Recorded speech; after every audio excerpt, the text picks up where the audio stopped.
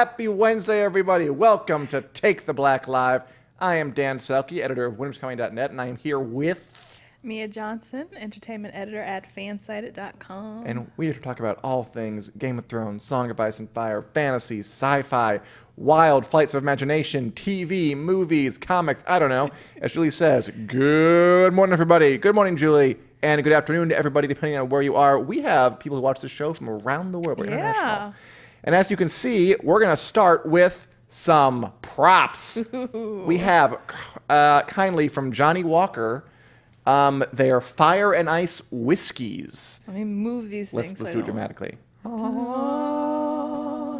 wow. Take a look at that. It is pretty cool. I mean, I do love the packaging. You know, you got the direwolf on the one, Yeah. the dragon on the other. Do you want fire or ice? You know what? The ice is here, so I'm not going to complicate it. Yeah, I agree. Could be terrible to reach across. I know. All right. So. All right, and we're going to sample the Game of Thrones whiskey. We have lots of Game of Thrones products. We do have a pretty full slate. It's fall TV season, so there's so much to watch and talk about. Oh, yeah.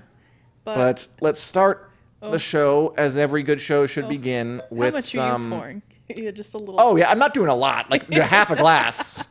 Let's get crazy crunk for this particular pop culture recap show. All right. You can even kind of see mine has like a champagne. Well, no, darker than champagne, but yours is definitely like a nice cinnamon toasted color. Yeah, fire. Okay.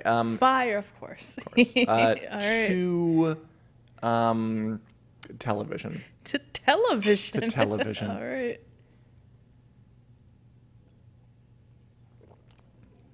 I actually really like that. It's very full and kind of rich and Allow me fills to- the mouth. Oh, that's so strong. Oh boy, wow, that is so strong. Is yours not strong? Not really. I mean, I'm not a whiskey drinker. I'm not. I don't do a lot of it. Yeah. Usually, I totally been the person I go like, this went down very smooth. Really? I thought yours was gonna be strong, like a fireball. So this is like a fireball, or like fireball whiskey, technically. Cherry ass. Is it cinnamon? Because mine is not. Mine's more. Yeah, mine isn't necessarily cinnamon. I'm afraid to take another sip. What? Okay, what's yours? I don't know, but it feels very kind of full and rich and heavy. I like it. I usually don't like whiskeys a lot, to be honest with you, but this is fun. Yeah. Julie says, my hubby's getting me both of them for Christmas. I love him. Oh. Oh, God. Because, okay, Julie, seriously, I recommend the fire one, and I'll try the ice one later. Yeah. We'll see how it goes. I'm curious to try it. This one, it's kind of like, I don't know. Well, we've got our direwolf here, and it reminds me of like Ghost is coming to my mind because when it hits your tongue, it's kind of like a very subtle. You're just like, oh, what is this? But then it's just like, oh, this is whiskey. Like it really hits you. It glides on your tongue like Ghost or like a ghost, and then it just like hits you all at once. Whereas this is Really like being strange. bathed in a warm glow of fire. Really? But you're Daenerys, and you can take it, and it doesn't hurt you, so it's fine. Really? Blend Scotch whiskey. Okay. In any case, and that's not the only Game of Thrones. I mean, they're doing a big push right now for Game of Thrones products because Yeah. we got the whiskey. We also have Game of Thrones, the complete collection, coming out on December the 3rd. Yeah. Yes. Photo coming soon, maybe. Eventually. It's a bunch of DVDs, and there we go. It's a bunch Yeah, of DVDs. look at It is that. quite pretty. I'm sure it is wildly expensive. Although, I just got a thing. I shouldn't say this because I haven't looked at it yet, but a lady just emailed me asking if we can do a giveaway. So stay tuned for Okay. that, watchers. But yeah, full series, all 8 seasons. Beautifully designed artwork, you can tell. But, I really love that. It kind I of looks think, like a pop-out book. Robert Ball, I think, is the illustrator who's done Awesome. stuff on the show for a long time, and he did this. Yeah, gorgeous stuff, and they're trying to get the word out about it. Yeah. And that will be our first little topic here. Yeah. That I think Christopher Hivju, who played Tormund, Isaac Hempstead Wright, and Gemma Whelan, who played Yara, went to an event at the British Film Institute to discuss the show and to kind of tease this. And Hivju said something, I think it's been misrepresented a little bit. He talked about, I think to Metro, saying that we shot an alternate ending that was mostly Oh. for fun, but I don't know if I'm allowed to tell you about that. I won't tell you, but it was fun. Excuse me. Okay. I mean, just to kind of get out ahead of it, I don't think they mean we like shot an ending that could actually work as an ending. It was pretty clear while they were filming that they shot a number of kind of scenes that were, and again, this actually happened, like just purely to throw people off. Like, which seems like a waste of time to me. It does, and you know what? I've been fooled that way with the Avengers because they had a set, which I remember last year seeing, where it had like this prop and everybody like knew about this prop and it was gonna be so cool and we're like, oh my gosh, it's gonna show up in the set or in the movie, and it just didn't. It was like all that speculation for absolutely nothing. I mean, it did succeed in distracting people, I guess. Yeah. Like there's a scene where like John and Cersei just met up in King's Landing, just like on a tower, and it never happened. But they did it purely to do that. I think this is kind of what he's talking about, or something like that. Yeah. I think that's a waste of like resources. It really is. I think, like, it might sound like a fun idea, but it's like if it's gonna go unused, what is the point of wasting everybody's time? If I ever make a TV show, my serious idea is this. I'm not kidding much about this. Just tell people, like, when they ask how will it end, just tell them. Just be like, open. look, just get around spoiler culture that way. Yeah. If you really want to stop, like, all the speculation and all the people, like, making a cottage industry out of guessing what will happen, just be honest. Just tell them. Exactly. I mean, and it's still going to be good because at the end of the day, a show is good whether on how it executes, not like what happens technically. Yeah, it's kind of like at the end of the day, either somebody's going to find out or you're just digging yourself a deeper hole by, like, playing the yes and no game. And a lot of those times when somebody asks a very specific question, you're like, ooh, I don't know. You're going to have to find out. And you're like, okay, so the answer is yes. Which, again, that happened a lot during Avengers Endgame because they wanted to be so secretive about it. So they're like, hey, is Black Panther going to come back? And the director's like, I don't know. And you're like, but he's going to have a sequel, so stop playing with us.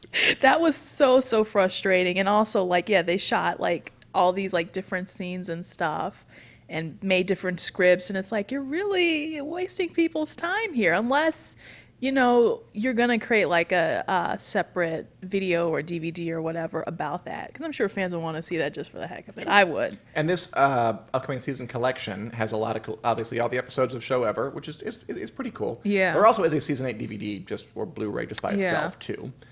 This complete collection has, deleted scenes and documentaries. It also has, like, Conan O'Brien hosted while the show was still filming, a, like, reunion special where he got all the cast members together on a stage, including, like, old ones like Sean Bean and Mark Addy and everybody. Jason Momoa will come back to just chat about it. And that'll only be on the complete collection. Oh, that's cool. And I love Conan O'Brien. Who doesn't love Conan O'Brien? Yeah. He's an excellent interviewer. They already put out parts groups I follow. Okay, I'm going to read Lee Meyer's comment because it leads nicely into the next thing we're going to talk about. Thank you, Wick, for helping me parse the groups I follow. I unfollowed Movie Web last week for refusing to drop the Snyder Cut nonsense. Bye, Felicia.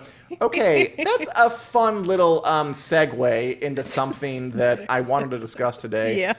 The Snyder Cut, for those of you who don't know, is a much... And I promise, Lee, that we're going somewhere more high-minded with it. Is a fabled edit of the movie Justice League, which like hit with the force of, like, I don't know, a very blunted arrow back in 2018, 17, something like that. People were like, that was fine, and they moved on. Almost since it came out, people have been demanding that people release the Snyder Cut because the director Zack Snyder had to be called away for a family tragedy. He didn't get to finish making the movie. Joss Whedon was called in to edit some stuff and put in some more humor.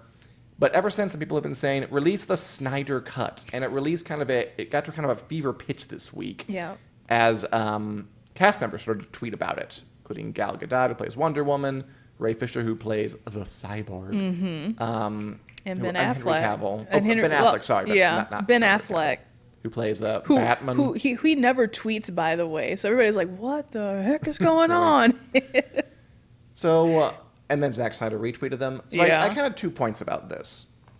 A, does this mean that it is getting released? Because it seems kind of coordinated, right? Like these big stars all in one day put it out. I feel like they know something. I don't know if that was maybe like Gal was doing it, and then everybody else was like, oh, hey, let's, because for a while, it's just Whatever been. Gal does, just do what she does. I mean, yeah, you have to follow Wonder Woman, but because before that it was just kind of basically, like the fanboys or fangirls or whatever it may be. But then it's like, oh, when Gal Gadot is posting that, oh my gosh, this is a pretty big deal. Like, what the heck? So I really don't know. I don't know if it like really is one of those passion projects where people who worked on it kind of feel like it got tarnished and turned into this Frankenstein project, and they just really, really want the Zack Snyder cut. I really don't know if it was orchestrated or not. I can't really say with full faith No, that's what nobody happened. can, Yeah, unless yeah. somebody in the comments knows someone at Warner Brothers. What I find more interesting about it is because, like, I tweeted about it, just like a story we wrote. It blew the hell up in a huge way, like beyond what I any close to expected to do. And I'm like, oh god, people really care about this. Yeah. And I think what's more interesting to me about it is this whole notion of fans having some kind of grassroots organizing to affect change with network streaming services, and whether at the end of the day it's a good or a bad thing. I see. Like, we saw recently that the internet freaked out when Sonic the Hedgehog had bizarre human teeth and tiny eyes. Yeah. And there was a giant outcry, and then they, like, changed it. They They did. like, went back and hired a bunch of people, or rather re-employed them and made them work, I'm sure, 24-hour days to create a more less horrifying looking cartoon hedgehog, even though I'm sure the movie will still be like, middling. Yeah. It. Or what are we gonna, That's kind of what I'm like with the Snyder Cut too. Like, are we really saying it's going to be that much better than what we got? Like, I find that hard to believe. that is a good point. Because I think in the notes you had put, like, he directed Batman v Superman, which I kind of liked it. I didn't hate it. Right, I didn't hate it, but yeah, it's like I did hate his. I apologize, but I did not like his Superman. Excuse me. It just really seemed like a snooze fest, and the ending where Superman just kind of snaps that guy's neck at the end. I'm like, oh, okay, that was super dark. Kicked up some dust. And so it's been a kind of weird journey with Snyder in the DC universe, where it's kind of like, I think we've tried and we've tested the waters, and the results are clear that it just isn't working. So I really don't know if the effort that they're putting in would make a difference. But I mean, that's the fascinating thing about these kind of fan movements, that it's really not even like about the product at some point. I think they're more interested in the idea of the Snyder Cut than they are getting an actual product, which I have a hard time believing will be wonderful. Yeah. I mean, look, I liked 300 when I was a teenage boy too. It was like awesome with the blood and the stuff, but it's not a great movie or anything. Yeah. And I'm also thinking about, like, other times this has happened. So, like, I remember people got, they killed Confederate in the bed before that got off the ground. Yeah. Giant outcry. Well, I feel like that might be the one example where it was yeah. There are times when it works. Like, Yeah. way back in the day when Firefly went off the air, I was watching a podcast about it yesterday, so that's why it came into my head. But Yeah. this was totally this kind of thing. That went off the air. PF fans got together before Twitter, like, did the whole letter writing campaign and yada, yada, yada on the DVD sales. And that ended up getting a movie and ended up having a life after it. So this kind of thing happens, but then I think it's kind of like the flip side of the dark side of it. Yeah. When there can be a fan outcry about something stupid, and then all of a sudden people like Daisy Ridley or Kelly Marie Tran are being driven off Twitter or off social media. Yeah. And, like, should studios listen when fans have this giant outpouring?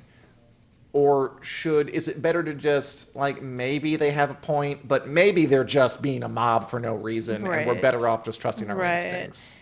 Yeah, it's hard. And I think, in the case where it is, like with Daisy Ridley or Kelly Marie Tran, that's, like, to me, straight up bullying. When you're attacking someone personally, there's a fine line between that. But I mean, like, couldn't you say that just saying that So, I like, hate the way Sonic's human teeth look is... I mean, I I didn't think it looked great either. Yeah. But I mean, if you want to have a freaky malformed homunculus Sonic, like why can't you have it? See, that's the other thing. It's like, like how far is a critique, pushing it? I mean, yeah, I'll say that I wasn't thrilled with the design. I am a Sonic fan, You are, so it's it's true. like I've seen you in a shirt. I was wearing a Sonic shirt earlier this week. So yeah, it's like to me, I wouldn't have gone so far as to say this is crap, please do something, and waste all of your money and all your resources to redo it. Only because I was like talking to my brother about this. He's like, it's still gonna be a mediocre movie. You just changed. There's no way it's and gonna you be great. just dug yourself a deeper hole by spending all this money trying to redo things, thinking that it's gonna make a bigger draw to the box office, when I really don't think that's gonna be the case. Sherry says that Supernatural fans are dedicated and do critique it, which I hear is true. I don't know enough about Supernatural as I wish I did. Are you a Supernatural fan? I used to be, and you know what, I kind of came in the middle too, because I have a friend who loves Supernatural. So when I met her, we started watching it in college. We had like days where we'd go out and with our friend group and like watch it in like the common rooms at school. And so I was into it, but then when I found out just like how long it was, I was like, I can't commit. It has been going on for a very I was like, I long cannot. time. You'll find I cannot commit to a lot of things in the TV world. I just try to like keep up, but it's really, really, really hard for me. I mean, and I think, in relation to kind of bring it back to Game of Thrones, like I think what happened with David Benioff and Dan Weiss after the show, again, I had problems with the final season, but the level of just vitriol Yeah. was way out of step. Yeah. And really weird. Yeah. And just kind of freaking me out. So yeah, I'm not sure where the line is, as you said, between like legitimate critique and angry, loud bullying. Exactly, yeah. It's kind of like, I don't know. I feel like a lot of times you're more likely to complain than write about something you like. Like I'm thinking about like Yelp, right? Like if I had a absolutely, I need to catch up on the I'm messages. sorry, just Julie's comment is priceless. On Mondays, Wednesdays, and Fridays, I think they should listen to the fans. On Tuesdays, Thursdays, and Saturdays, they should trust their instincts. That sounds like a Monty Python. Like if Monty Python were in 2019. On Mondays, Wednesdays, and Fridays, I think they should listen to the fans. And on Sundays, like, Yes. take a break. Right. But yeah, I don't even know where I was going with my train of thought, but I'm sorry. no, it's fine. It's fine. Yeah, it's really a case by case basis in this sort of thing. It's like, is it worth it? Are you? Oh, I was talking. Okay, I remember now. I was talking about like Yelp, right? Like, I feel like most people are gonna complain when they just really hate something. Like, if I went to a restaurant and I had a great meal, I'm not saying anything. But if I had a really bad time and I want to call out that Yes. waiter and call out the manager, oh It boy, is am the I gonna unfortunate write? reality, Am yeah. I gonna write a scathing review? So I think it's not very balanced in the fact that you don't probably often hear the voices that do like those things or don't have a problem with them. I So, completely yeah. agree. That's the way Yeah. it is. Part of me, like, I saw, like, the Witcher showrunner was, like, giving a talk lately about, like, how she loves interacting with the fans. And, Yeah. like, rabid fans are the best. And I'm like, oh, you say that now, but Yeah. you're going to get to season 3, and you're going to make the horse the wrong color, and Knock they're going to on hate wood. you. And it's going to be rough. Julie agrees. Sunday is a day of rest. That's my... I think we just move on. That Yeah. is brilliant. Okay, speaking of The Witcher and other shows like it, we had a lot of news this past week. It was almost like they were all trying to top each other. Yeah. Of all these big networks. Although it's not really right to call them networks anymore, is it? It's like, what is Amazon in terms of a content I just call them maker? platforms, streaming Oh, platforms. that's much better. Yeah. All these, like, forget networks, forget all that. All these platforms announcing these really early renewals of these notably very expensive, hard to make Yeah. shows. We had Amazon saying we're going to renew The Wheel of Time and the Lord of the Rings show for second seasons. They're both like at least a year from coming out, the Yeah. first season at all. But here we are. We're going to go straight forward with it. We had Netflix say that The Witcher, which is going to come out next month, and I'm looking forward to, by the way, is going to come back for a second season. Yeah. So here's my question to you about this stuff, Mia.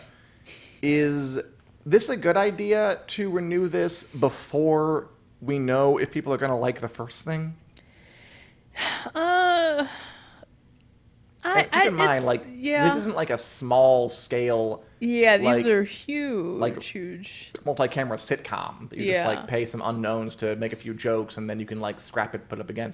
This is big money. Spending on people. Yeah, I think they are really putting in some. Obviously, there's a lot of faith and trust into these series, and these to me seem like the ones where it's like the ones that they're trying to take Game of Thrones spot. Yes. Obviously, Lord of the Rings and Witcher. It's like, wow, you all really Wheel of Time. yeah, Wheel of Time. They're going all in on this, and they're trying to have that, like, hopefully to be that one that comes out on top. And at least I think it's going to be hard to beat Game of Thrones. That is just a given. But I do think that with these ideas specifically, like, because they're coming from these, notable brands and stuff, or, and stories. creators. Yeah, that they're familiar to audiences. And so I feel like they're like, well, it's a given that we should probably at least have 2 seasons, and we're investing so much time and money in this that we don't want it to fall, to the wayside. So I don't blame them for wanting to get a leg up and at least confirming 2 solid seasons. I think that's kind of maybe the best thing to do. Wow, you're going for another sip of the... I really enjoyed it. I can't finish mine because it's just so strong. I had to take a drink of water. Which I guess for whiskey, that's good if it's strong. But I'm like, it's the middle of the day. I still have 2 more hours to work. Yeah, you're fine. Yeah. This is going to be my last hour of the day, so I'm fine. I'm just going to get crunk and go home. I think another aspect to it is, I think more and more these days we're having these shows, like Westworld's a good example, or Game of Thrones toward the end, where you just don't get, like, you have a year without a season of television. Yeah. Like, Westworld is so expensive to produce that, okay, you could wait and see if people like the first season, which they did. Didn't like the second season so much. And then say, okay, go ahead. But then you have to wait for like over a year to get something else going. Yeah, I never thought about that. They're kind of, cutting back on that period. Or at least as much as they can to kind of just keep things moving. Oh, yeah, I think they all are. Like, The Witcher might, because the show's coming out in a month, so that might be a while. But, like, The Wheel of Time and Lord of the Rings, they're a ways off, and they're already being renewed. So I think they want to keep waiting to a minimum. Because, with all this competition, I think there is a real concern. If you don't have something on every year, there's another thing people can get interested in. Something else they can get involved in. And I think... as Sherry says, someone even watch a show if there is only 1 season. Yeah, what's the point? Exactly. Yeah, it's like, is it worth the risk knowing that, my favorite thing is going to be canceled and I invested so much time and energy into it? Right. Also, which it may be good news that these creators actually have ideas to further the story as well, and they're kind of eager to keep things moving. So, that's good news to hear. Of course, like I said, I haven't watched these because they're not out yet, so I don't know. But I know. We're talking about hypothetical shows. Yeah, it's like you can only go based on pure speculation and trust. There's so much trust right now, and they're like, all right, I trust you that this is going to be good. Again, I've said this before, but I'm looking forward to there being a bit of a bloodbath when all these things come out, just because obviously not all of them are going to succeed, and we're going to see at least one spectacular crash and burn. Yeah, and I'm looking forward to I'm going to have my binoculars ready. And hopefully a couple of like really great ones too, obviously. But that's for the future. Yeah. Right now, there's more than enough TV, I think, to keep at least me occupied, especially these past couple of weeks. I am not complaining.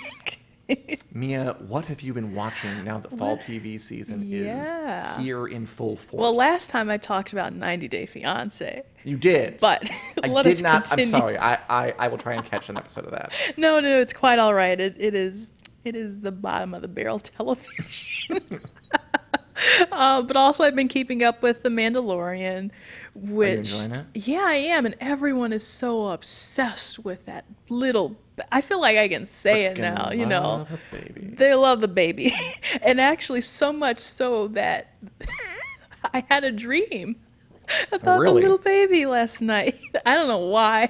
I was just like, okay, I think I've seen enough of this. Or have I? I don't think you can ever get enough.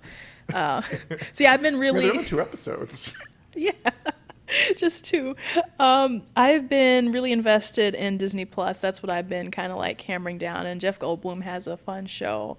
Oh gosh, it's like Jeff Goldblum Explain. Just something about his world, discovers the world. Dan is on it. But yeah, it's kind of like a The even world though according to the Jeff world Goldblum. according to Jeff Goldblum. So it's like it's a Nat Geo show, and it's just him basically being like, here's some normal things, and now you're gonna see me explore these normal things like sneakers and ice cream. So, and he's got that like weird sense of humor and all that. So I'm like, He is okay, quirky. I'm into this. Have you heard of Oak Island, which Jen Casey is watching? Oak Island. I have not. Jen, what is Oak Island? Please do explain. We need more TV. I know. More of it. Let's see. I'm also okay. What else am I watching on Disney Plus? Oh, Encore.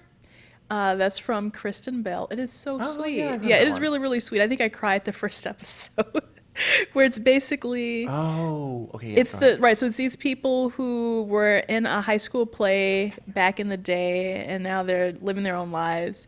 And Kristen Bell gets them back together again to do a like exact replica of the play that they did in high school, and they're adults now.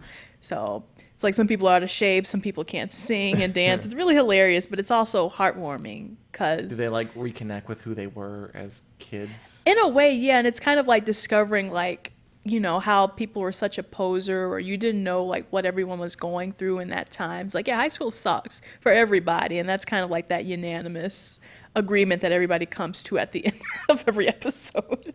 So it's really, really heartwarming. Sherry also likes that. What the hell is Oak Island? Reality It's a reality show. Okay, On I'm what looking it up. on what channel or what network? I typed it in Oak Really? Island and I got like the literal island in Oak Nova Scotia, Island. which is not a thing. It's on History, I think. History. Okay, cool. Uh-huh. The Curse of Oak Island. Okay, that now I'm interested. There's a curse. Okay. Oh, okay, I'll look at this later. There's buried treasure. Okay, I'll Whoa, look whoa, it whoa, up whoa, later. whoa. Okay. I'm liking The Mandalorian a lot too. Which on Yeah. the channel says Sherry. Thank you, Sherry. I might actually look that up. I do like a good mystery. Mandalorian is great. Did you hear? I love the stories about like Werner Herzog And telling them like, "You cowards, you is the puppet. Yeah. You was the coward." God, that's more of an Arnold impression there, but whatever. it you was get the idea. close, yeah. Yeah, really straightforward and fun. I'm still watching His Dark Materials, which got a little better. Okay, happy that's good to say. hear. Have you checked that out at all? His Dark No, and you know what? I think that think you probably said that. watching beyond the trailer, I think I'm I think you probably are. The people on David Harris's podcast, Take the Black podcast, are loving the hell out of Watchmen, and I'm liking it a lot really. too. Yeah. I still haven't gotten past the first episode. Cool. And I also don't know, again, it's because of the commitment thing, I'm pretty Yeah. sure. I'm like, even though I am watching Disney Plus, but if you think about it, wait, Watchmen is also weekly. So technically I have no excuses. My excuse is just that there's so much stuff for me to watch. No, And that's I think we're having a conversation about like YouTube stuff as well, when you've got like all this like content online and you're like, and how do I balance it? Jen Casey has been investing in Oak Island like Game of Thrones. I have to check this Really? out. But I mean, I think this just speaks to the problem here. Like, you're right. Yeah. It's hard to balance all Yeah. this stuff. Honest to God, I don't find that much difficulty. Oh, you keeping up with Rick and Morty? I am, yeah. So we're 2 episodes into that, so that's definitely I can do It's a that. half hour. And you know what? I also think because it's more my style anyway, because I like comedy. I think I so here's a fun fact. I think I have been watching Adult Swim every night, maybe since I was in like first or second grade. Because I would always, Cartoon Network was my favorite channel, and then it would just like slowly ease into Adult Swim. So that's been what I watch like every single night, like, just like in the background and right. stuff. So fun fact about me. I like that The Mandalorian, by the Uh-huh. way, is kind of like Rick and Morty in that it is brief. I cannot yeah. tell you how happy I was when the second episode came on, and I was like, it's 33 minutes? Yeah. Yes! I thought they were gonna go for the whole like 46, pushing to an hour. And myself, I was Right. like, is this a mistake? But I mean, it's fine because it's short, succinct storytelling, and you're making sure that every It is. episode is It's good. one guy. Yeah.